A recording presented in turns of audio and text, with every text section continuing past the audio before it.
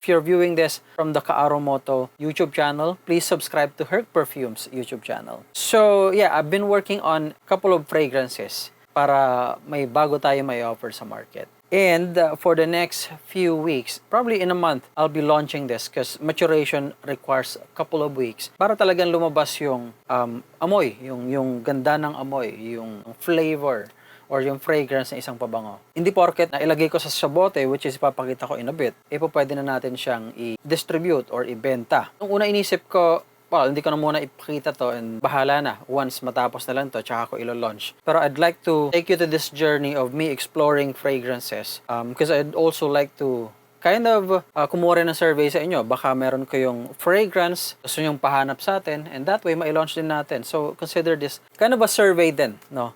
Although I'm sharing this with you, it's still not finished, so I can still decide if push through tayo sa paglo-launch nito or not. It really depends on kung ano sa tingin ko dito sa mga fragrances na to, if we need to launch them. Anyway, these are the 5. First one, this is Amouage Interlude Man. I've been making a research about this. Talagang isa to sa mga, I think nag-hype siya. Talagang gustong-gusto siya, lalong-lalo na sa US. Here in the Philippines, I am not sure. Amouage is one of the respected fragrance house, I guess. And ang bango nito. I prepared some like for sniff test. Here is the bottle. Yung bottle natin, hindi siya magiging ganito. Binibili ko lang to para maging testing bottle ko. Ang bango nito. Opening, ang lakas. Well, I'm not yet really that expert pagdating sa pabango, pero I'm just basically judging them from my own, senses. I think this is a musky. Ang lakas. Natimpla ko to siguro mga 4 days ago pa lang. Ang bango. Grabe. Sapa-sapa. Pag eto suot mo ha, eto yung suot ng, I think this is more a mature na klase ng yung magsusuot. Although I think my son can use this also. Ang bango guys. You can do your own research also. Now, here's my plan. After a couple of weeks, i-share ko sa inyo kung anong resulta sa akin. Like, baka gamitin ko siya for a week time, for an entire week, para makita kung may mga makukuha tayong compliments in my office or kahit saan man. Normally, may experience dito sa mga fragrances natin. Spray mo lang ng mga 3, 4, 5, amoy na amoy ka na. Huwag masyado mag-overspray dahil, bango. Grabe. Okay, so again, this is Amouage Interlude Man. Yan. Now, yung bottle natin, hindi siya magiging ganito ha. Different one. Unless I decide na mag-switch tayo. But for now, pero ang ganda rin nito, no? This is LV yata yung may gamit ito. Anyway, so that is for the Amouage Man. Lagay ko rito, tapos amoy natin mamaya ulit. That is for the Amouage. Amouage. Okay. Next one. Ito. Atomic Rose. Initio. I bet marami, lalo sa mga who are into fragrances dito sa Pilipinas, I bet you know this already. Atomic Rose by Initio. Alam nyo ito ha, na-spray ko naman to syempre nung mga nakaraan after nating timplahin. Ngayon pala, kahit na hindi ko pa siya na-spray, amoy na amoy ka na siya. Try natin. Oh. If I'm not mistaken, ang Initio, kasi meron akong OG bottle ng Latafa Body Aluda Amethyst. Ito yata yung inspiration nun. Okay. Bango rin ito. Ito naman, yung opening niya, ang lakas din. Well, parang gano'n naman lagi, no? Nagkakatalo sila. Para sa akin, nagkakatalo sila sa dry down, lalong-lalo na.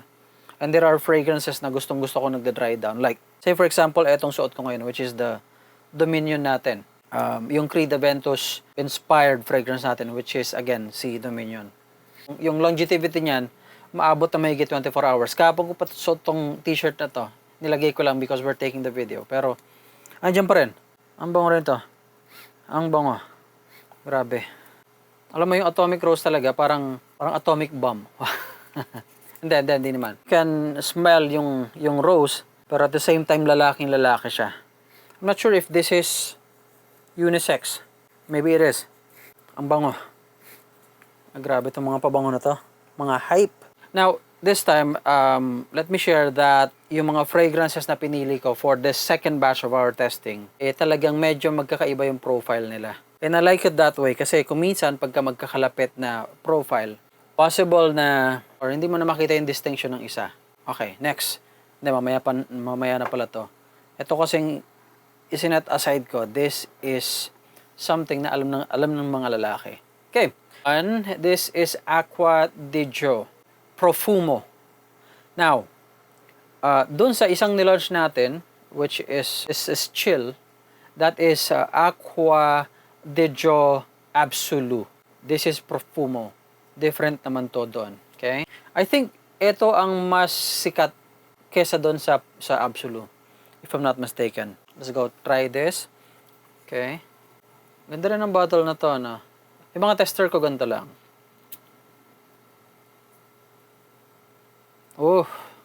Ang strong din ito. Sweet. Sweet sa gitna, yun ang naamoy ko. Ito, sigurado ang performance nito. Ito yung tipong mga ilang spray ka lang. Ang tapang eh. Ilang spray ka lang nito. Mukhang matagal-tagal na to sa damit mo. Pagdating sa damit, ito marirecommend ko. Ako normally, I spray sa shoulder. Yan, and then dito, and then dito. That's it. And then sa likod, isa or dalawa. So, 6. That's 6. And then, yun, kumisa, naglalagay tayo sa wrist. And that's it. Ang bango nito. Acqua di Gio Profumo. Ang fresh, ang smooth, ang soft, malumanay lang, parang ganon. You know, yung hindi siya, yung tipong nananapak. I don't know if that's a word. Pero ayun, ang smooth lang nito. Alam nyo guys, if you'll allow me, try our products, hindi ako mapapahiya sa inyo. When I make fragrance ngayon, lalo na dahil naintindihan ko na sila, I look for a good supplier. So, say for example, etong mga oil na to versus yung unang launch natin, magkaiba ang supplier. That's because I constantly look for better supplier for a specific na fragrance. Depende. Sometimes, baka ito, kung makakuha pa tayo ng mas maganda kesa dito, mas potent yung amoy, I might change it. Change supplier. Anyway, Profumo, ang lakas din ito, guys. Okay? Acqua di Gio. Next that we have here, ito. Ito, mabango rin to. We have a Lumail Elixir. Now, ang Lumail Elixir naman, well, ilang mga Lumail to eh. Okay? Naamoy ko na to. Ang tamis. Naamoy ko na to sa Singapore. Magpunta tayo. So, I was able to try lahat ng Lumail. Okay? Fragrances doon sa may Mustafa. Yan. Anyway, ang ganda ng oil niya, oh. Dilaw. Okay? Kitang-kita mo oil talaga. Unlike ito, medyo malinaw. Ito actually medyo malinaw. Yung kay Atomic Rose. Ito medyo malinaw. Ito medyo yellow na yellow. Anyway, so Lumail naman, maamoy mo kaagad to kasi may matamis eh. Ito yung lalaking lalaki. Actually, lalaking lalaki naman sila lahat. Pero ito, sense mo talaga, may lalaki yun ah. Ito yung pagka-shota mo, mahilig sa, or sweet. Ayan. Ang lakas. Okay, one spray enough na sa akin. Grabe to. Ang lakas din ito, ang lakas. Ito yung klase ng pabango na pagka nasa date night ka o kadate mo si shota mo o baka yung kadate mo galing sa dating app. Nako, baka maging kayo ng gabing yan. Ang bango. Grabe to. Lumail Elixir. Pag-usapan natin ang notes nito individually, eventually, pagka nag-decide na ako na i-launch. But for now, we're just doing the sniff test.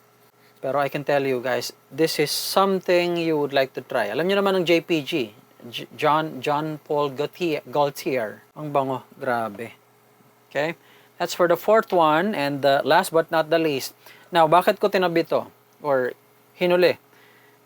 Ito lang naman yung pabango na alam ng madami, syempre. Babae nagsabi sa akin nito eh. Ito raw yung pabango ng mga fuckboy. Gulat ako eh. Pero totoo yun. And I've heard that a couple of times na itong pabango na to, pabango ng mga fuckboy. And this is Dior. Yan. Dior Sauvage. Oh, ito hindi ko pa in-spray guys kaya hinuli ko rin to. Ito yung pabango na hindi mo pa in-spray, okay ka na. Hindi ko na kailangang mag-test dito. Wala. Hindi ko na kailangan. Kasi dito pa lang, solved na ako. Ang tapang. Now, meron akong Latafa Asad, which is kaamoy ng Dior Sauvage Elixir.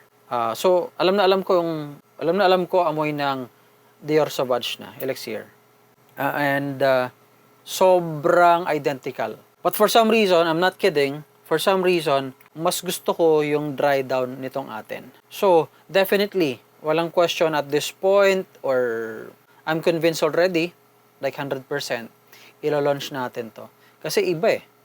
Oof.